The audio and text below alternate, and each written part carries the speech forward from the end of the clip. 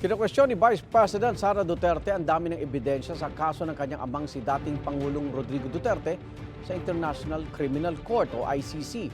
Kulang daw ang mga ito para mapatunayan ang kasong crimes against humanity. May hamon naman ang abogado ng EJK victim sa Vice Presidente kaugnay nito. Live mula sa The Hague, may unang balita kasama natin si Maris Umali. Maris! Igan, mag-aalauna, 1:30 na madaling araw ngayon dito sa The Hague, Netherlands. Hindi nga nababahala ang kampo ni dating Pangulong Rodrigo Duterte na abot na sa 181 yung mga paunang ebidensyang isinumite ng prosekusyon sa International Criminal Court laban sa kanya.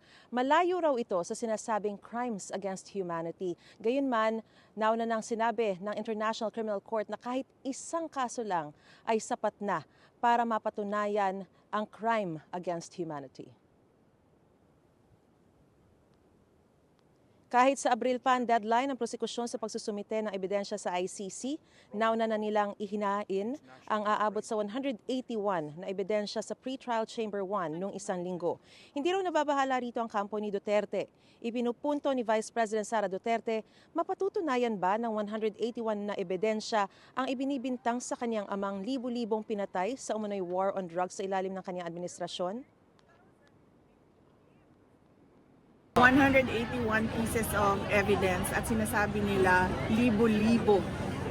This is a case of crimes against humanity.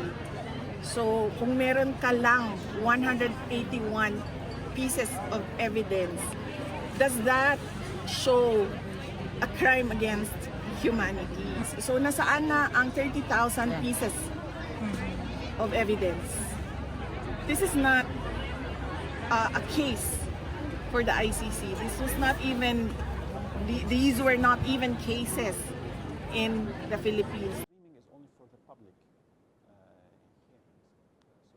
Pero iba ang sinasabi ng International Criminal Court.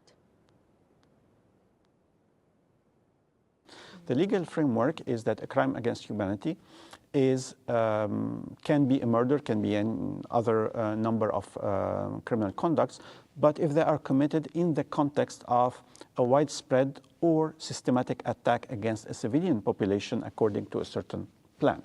So if there is a plan that involves a widespread or systematic recurrent attack against civilian population, even one murder may be considered a crime against humanity. So how can you prove systematic killing of 30,000 victims if you do not have the names of 30,000 victims? This is 43 counts of murder, not even 50.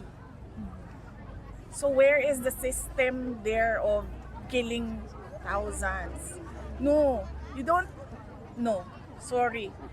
Bobo yung abogado nila. Edi inaanayahan ko si VP Sara na dumulog at humarap sa ICC mismo at sabihin niya yung ganyang argumento. Tingnan natin kung pakikinggan siya.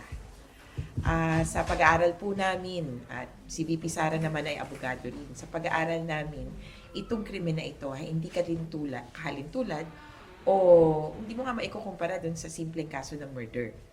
I understand that under Philippine jurisdiction, in crimes against humanity, you do not need to name all the victims. Ayon kay Vice President Sara, pinag-iisipan na ang paghahain na interim release ng kanyang kampo. Tuloy naman sila sa pagbuo ng defense team para sa ama. Pero sa huli, si dating Pangulong Duterte raw ang magdedesisyon kaugnay sa kanyang mga abogado. Kung tayo mag-selfie kayo, baka umabot pa tayo ng September Papers 23. coming from the ICC. So we're waiting for the papers of 2 more lawyers, and then we're currently recruiting 1 more lawyer, excluding the Filipino lawyer.